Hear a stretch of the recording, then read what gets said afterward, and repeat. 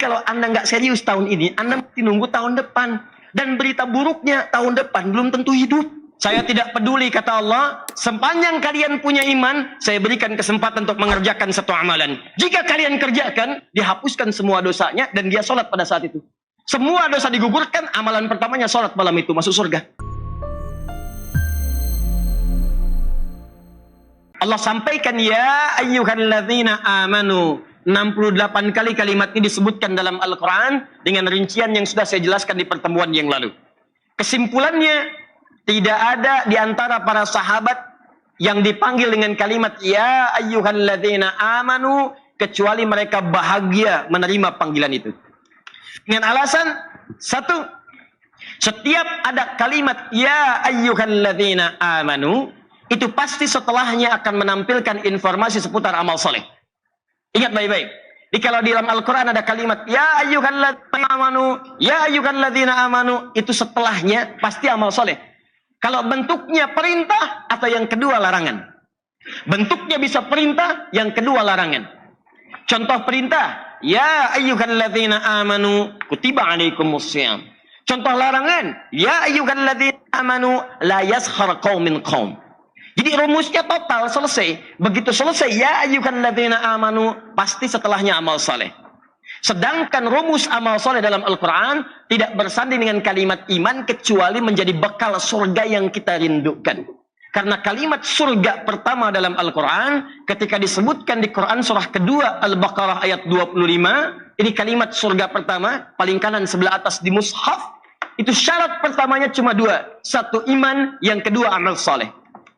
Wa basyiril ladzina amanu wa amilus shalihat anna lahum jannatin tajri min tahtihal anhar. Kata Allah, Muhammad sallallahu alaihi wasallam, berikan kabar gembira pada seluruh umatmu, berikan kabar gembira. Jadi cuma umat Nabi Muhammad sallallahu alaihi wasallam yang sebelum wafat sudah diberi kabar gembira oleh Allah Subhanahu wa taala bahwa mereka berpeluang masuk surga. Perhatikan kalimatnya. Kata Allah, ya Muhammad sallallahu alaihi wasallam, berikan kabar gembira pada umatmu yang beriman dan beramal saleh. Di syaratnya satu iman, kedua amal saleh.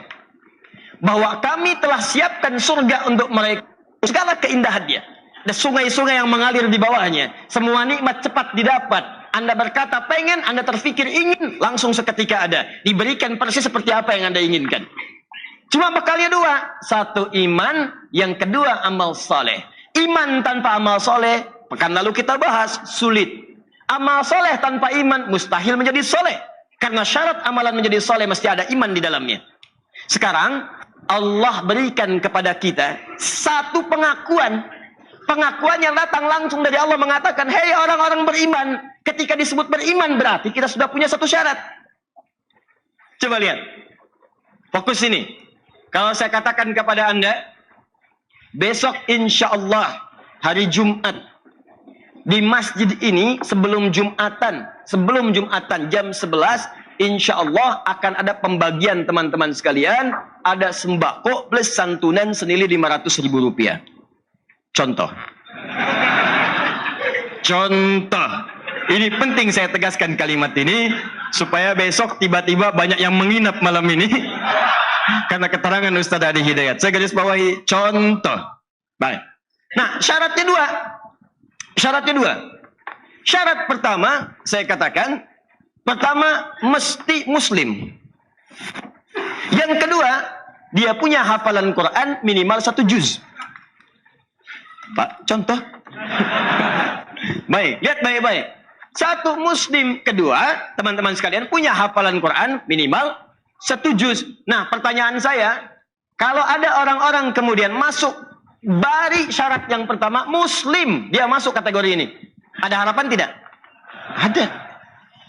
Jadi begitu saya katakan syarat pertama muslim, berarti semua mengatakan, oh saya punya harapan besok dapat.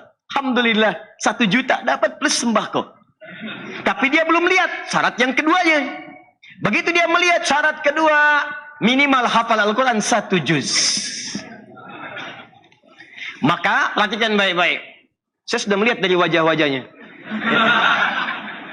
Ada yang terlihat berbunga-bunga karena syarat cuma 1 juz, dia sudah 10 juz. Dia katakan, aduh kenapa nggak sekalian 10 juz aja gitu kan, Masya Allah. Ada yang 30 juz. Saya mau sekarang berapa juz aja silahkan. Kalau udah 30. Ya. Tapi ada yang mengatakan, ya Allah, 1 juz.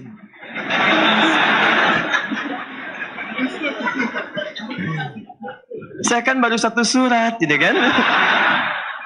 Baik. Nah, orang-orang yang seperti ini, itu terbagi 2 golongan. Ada golongan yang tidak putus asa. Bismillah, kalau Allah berkehendak. Allah berjanji di Quran surah 75 ayat 16 sampai 18. Kalau saya ikuti ketakwaan Nabi Muhammad SAW, Allah akan mudahkan menanamkan Quran dalam jiwa saya. La tuharrik bihi lisanaka lita'jala bih. Inna alaina jam'ahu wa Qur'ana. Fa idza qara'nahu fattabi' Qur'ana. Allah janjikan pada Nabi Muhammad, kamu jangan cepat-cepat melafazkan Quran di lisanmu karena pengen cepat mendapatkannya. Cukup kamu kemudian ikuti bacaannya. Ikuti bacaannya, kami tanamkan Quran dalam jiwamu. Allah yang permudah menghafal Quran, bukan dia yang capek menghafalkannya. Ditanya oleh para ulama, apa maksud ayat ini? Pertama, kemudahan bagi Nabi. Kedua, kenapa Nabi mendapatkan kemudahan? Karena ketakwaannya kepada Allah Subhanahu wa taala. Maka rumusnya, tingkatkan takwa kepada Allah, maka Allah akan mengajarkan kepada Anda hal yang sulit menjadi mudah luar biasa. Itu ditemukan di Quran surah kedua, di akhir ayat 282, paling kiri sebelah bawah.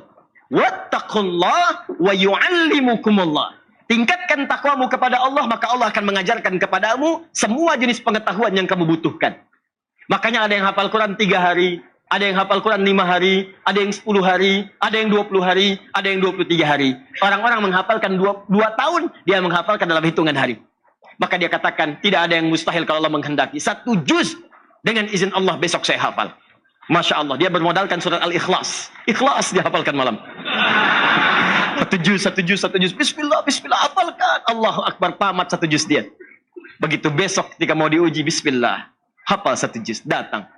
Dia percaya diri, Allah mudahkan baginya. Begitu ditanya, jawab, selesai. 1 juz dia dapatkan. Sembako dapat, 1 juz dapat, dan 1 juz dapat. Ada yang kedua, saya juga mau coba, tapi ada keraguan dalam dirinya. Sedangkan Quran mengatakan, la raiba fi, jangan ragu. Dia ragu. Maka malam-malam, kalau Allah berkehendak, saya pasti bisa. Walaupun memang mustahil sih, tapi nggak apa-apa. Nah ini kalimatnya. Walaupun susah, mustahil, tapi nggak apa-apa. Ada keraguan dalam jiwanya. Maka dia menghafal. Menjelang subuh, dia hafal 1 juz. Selesai subuh, dia lupa lagi. Ini yang sulit. Ada yang sama sekali mengatakan, itu nggak bisa diraih. Sudahlah, mungkin bagian orang lain saja. Itulah teman-teman, kalimat yang sama. Kata Allah, lihat kalimatnya. Muhammad SAW berikan kabar gembira pada orang-orang beriman. Iman, syarat pertama. Dapat. Antum masuk. Saya beriman, Anda beriman, kita beriman. Jadi sebetulnya syarat pertama udah kita dapatkan.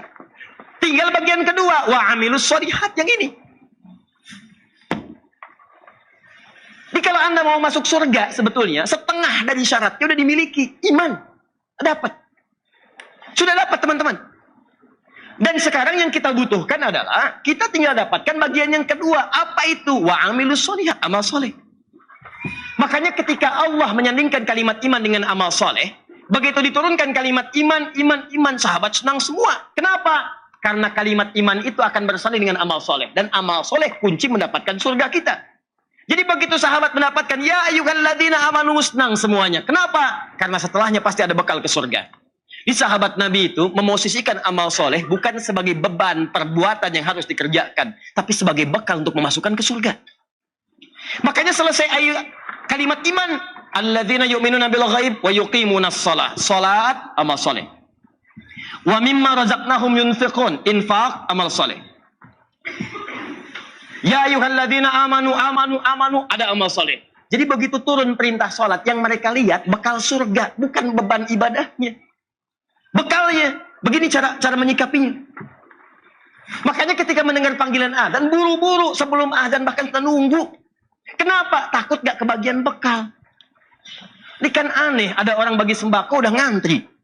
Padahal yang diberikan juga belum tentu masuk dan dibutuhkan. Silakan cek, bagi kaos, ngantri. Bagi pulsa, ngantri. Nasi bungkus, ngantri. Dan ketika dapat pun belum tentu sesuai selera. Kenapa ketika diberikan bekal ke surga nggak ada yang ngantri?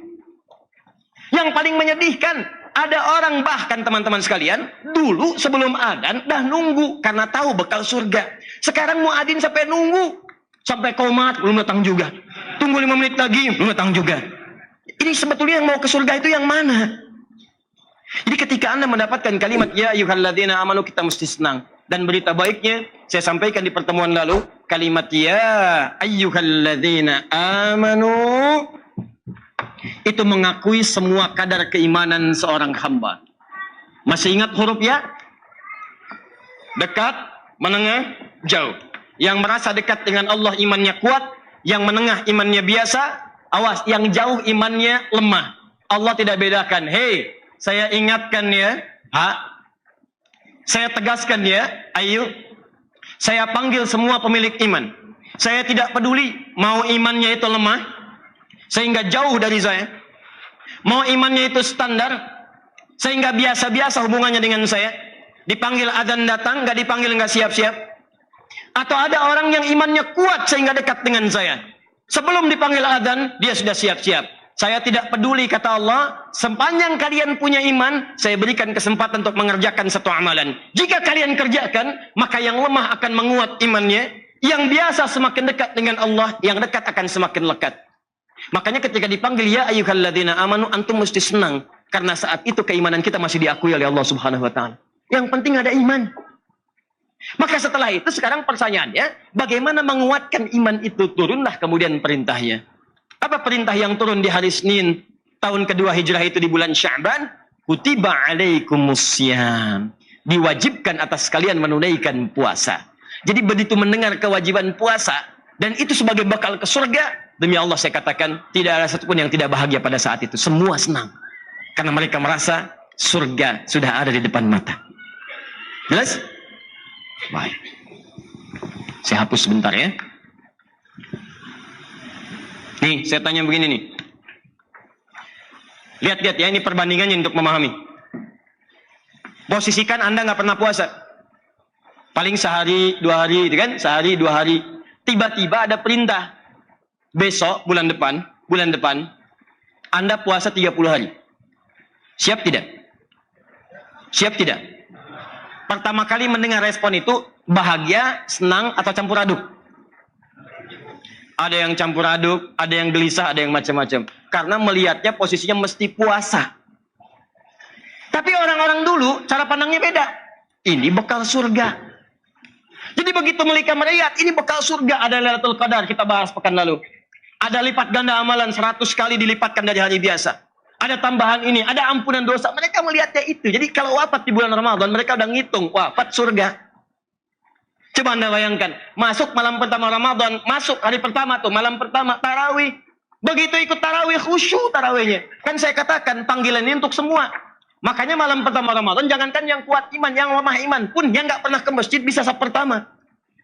Silahkan cek kalau nggak percaya. Ini bukti Al-Quran benar.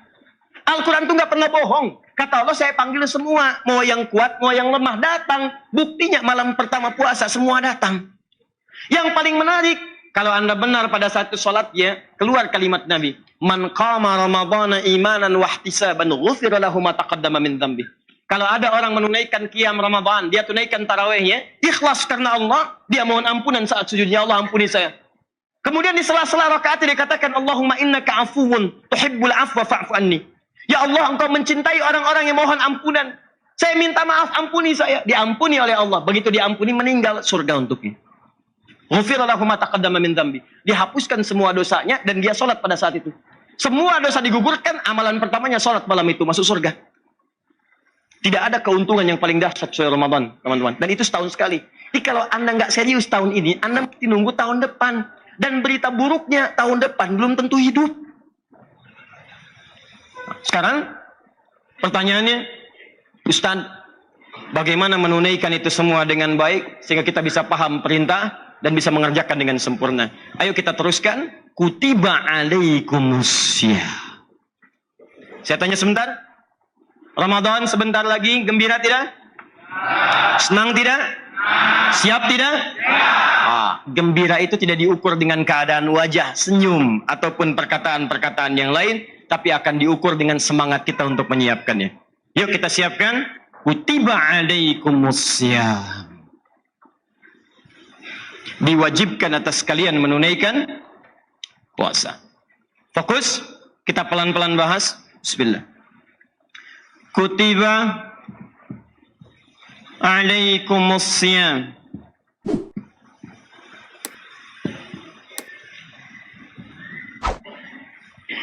Kenapa menggunakan kutiba? Kenapa setelah kutiba ada ala? Kenapa menggunakan kata siyam bukan kata saum? Padahal saum disebutkan dalam Al-Quran, sekali disebutkan di Quran surah 19 ayat 26, paling kanan sebelah atas di mushaf, dan kata siyam 9 kali disebutkan dalam Al-Quran. Kenapa Allah tidak mengatakan kutiba alaikumus saum, tapi mengatakan kutiba alaikumus siyam? Pertanyaan kita, satu, kenapa menggunakan kata kutiba? Bentuknya pasif. Kedua, kenapa kemudian menggunakan kata ala di sini? Bukan ila. Kutiba ilaikumus siyam, tapi kenapa menggunakan kutiba alaikumus siyam? Kemudian kenapa menggunakan kata siyam, bukan kata as-saum? Ini materi kita malam ini. Satu,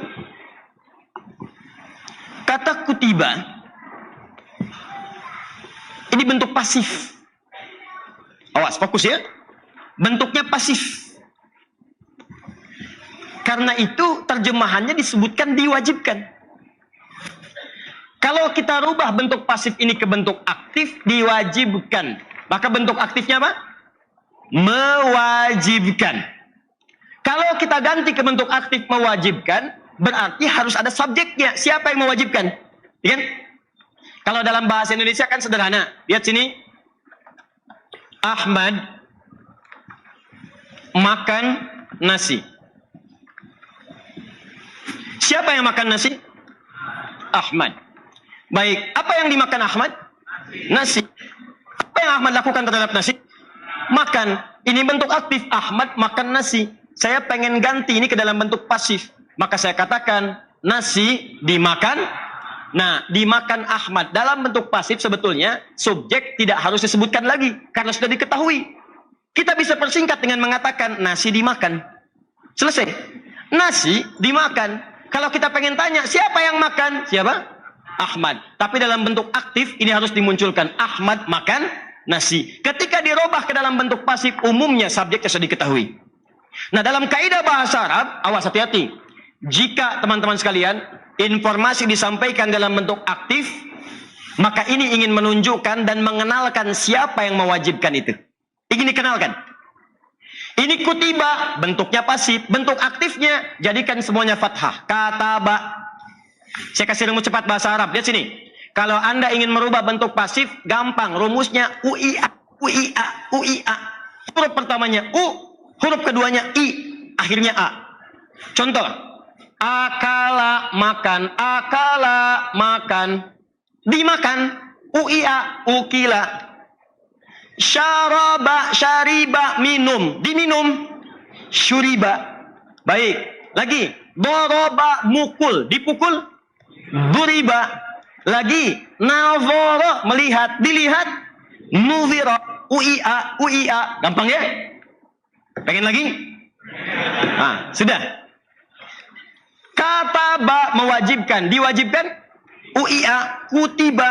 Kalau bentuknya aktif, kataba, itu rumus dalam ilmu nahwu. Di antara rumusnya, ingin memperkenalkan siapa yang mewajibkan.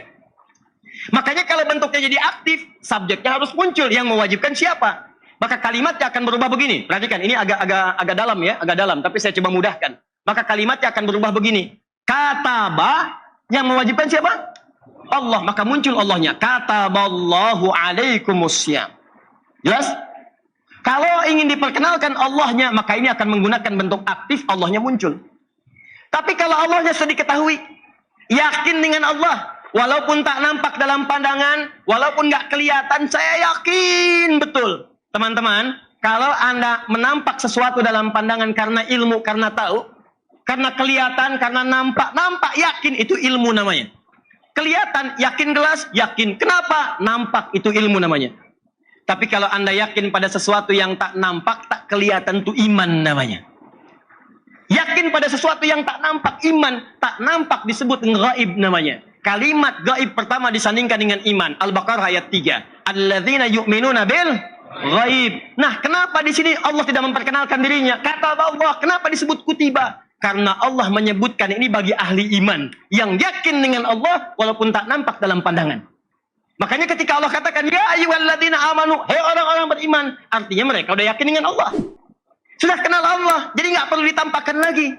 Jelas kalimatnya? Karena itulah Allah nggak tampilkan lagi kalimat Allahnya dibuang, langsung dibentukkan pasif kutiba alaikumusiyam, diwajibkan bagi kalian. Pertama, ini penghargaan dari Allah bahwa iman kita diakui oleh Allah Subhanahu wa taala.